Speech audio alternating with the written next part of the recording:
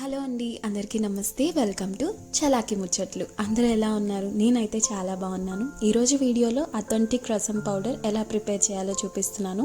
ఈ రసం పౌడర్తో కనుక మీరు రసం ప్రిపేర్ చేశారంటే ఆ రసంకి రంగు, రుచి, చిక్కదనం ఉంటుంది. అలాగే ఇల్లంతా మంచి గుమాయింపు వస్తుంది అనమాట. ఇంకెందుకు లేట్, ప్రాసెస్ స్టార్ట్ చేద్దామా?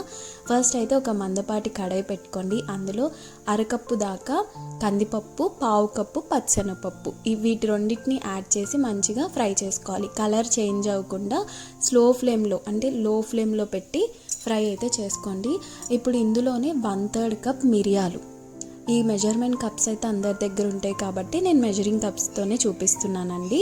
1/3 కప్ మిరియాలు యాడ్ చేసి అవి కూడా ఫ్రై అయిన తర్వాత ఇందులో 1 కప్పు ధనియాలు, అలాగే 1 టేబుల్ స్పూన్ జీలకర్ర వేసేసి బాగా ఫ్రై చేసుకోవాలి. అన్నీ ఒకదాని తర్వాత ఒకటి లో ఫ్లేమ్లో ఫ్రై చేసుకోవచ్చు, లేదా ఇలా కలిపేసి కూడా ఫ్రై చేసుకోవచ్చు అండి. ఎలా చేసినా సరే రసం పౌడర్ బాగుంటుంది. అండ్ ఒక సీక్రెట్ ఇంగ్రీడియంట్ ఏంటంటే ఇది దాల్చిన చెక్క అండి. 1 ఇంచు దాల్చిన చెక్క తీసుకొని ముక్కలుగా కట్ చేసి యాడ్ చేసుకోండి. నిజంగా చాలా అంటే చాలా బాగుంటుంది. దాల్చిన చెక్క కన్ఫామ్గా యూజ్ చేయండి. అండ్ మీకు కావాలంటే ఇందులో కరివేపాకు కూడా యాడ్ చేసుకోవచ్చు. అండ్ మీకు ఇంకా స్పైసీనెస్ సరిపోలేదా అంటే ఎండుమిర్చి ఎక్కువ యాడ్ చేసుకోండి. నేనైతే ఒక 2 అయితే యాడ్ చేస్తున్నానండి.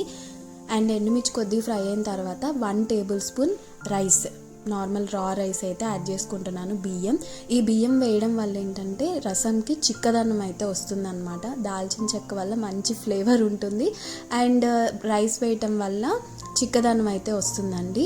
మంచిగా ఫ్రై చేసుకోండి. మీ దగ్గర పసుపు కొమ్ములు ఉన్నా కూడా ఈ టైంలో అయితే మీరు ఈ స్టేజ్లో అయితే యాడ్ చేసుకోవచ్చు. కరివేపాకు కూడా యాడ్ చేసుకోవచ్చు. బట్ నేనైతే కరివేపాకు రసం ప్రిపేర్ చేసినప్పుడు యాడ్ చేసుకుంటాను.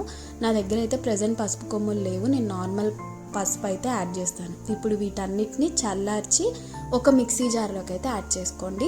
మీరైతే ఫైన్గా పౌడర్ అయితే చేయొద్దు, కొంచెం కోర్స్గా అంటే బరకగానే మీరు గ్రైండ్ చేసుకోవాలి. ఫస్ట్ ఒకసారి బ్లెండ్ చేసుకోండి. బ్లెండ్ చేసిన తర్వాత ఇందులో కొద్దిగా పసుపు యాడ్ చేసుకోండి. మీరు ఆల్రెడీ పసుపు కొమ్మలు యాడ్ చేస్తే కనుక ఇప్పుడు పసుపు యాడ్ చేయవసరం లేదు. ఇన్ కేస్ ఆ పసుపు కొమ్మలు యాడ్ చేయకపోతే పసుపు అయితే యాడ్ చేసుకోండి. అంతేనండి, రసం పౌడర్ రెడీ. చూసారు కదా, కోర్స్గా అయితే నేను బ్లెండ్ చేశాను. ఫైన్ పౌడర్ అయితే నేను చేయలేదు. దీన్ని ఎయిర్ టైట్ కంటైనర్లో పెట్టుకుంటే 6 మంత్స్ పాటు ఫ్రెష్గా ఉంటుంది. అండ్ రసం ఎలా ప్రిపేర్ చేయాలో ఫర్దర్ వీడియోలో షేర్ చేస్తానండి, లేకపోతే షార్ట్ వీడియోలో షేర్ చేస్తాను. ఓకేనా? Thank you for watching. Bye.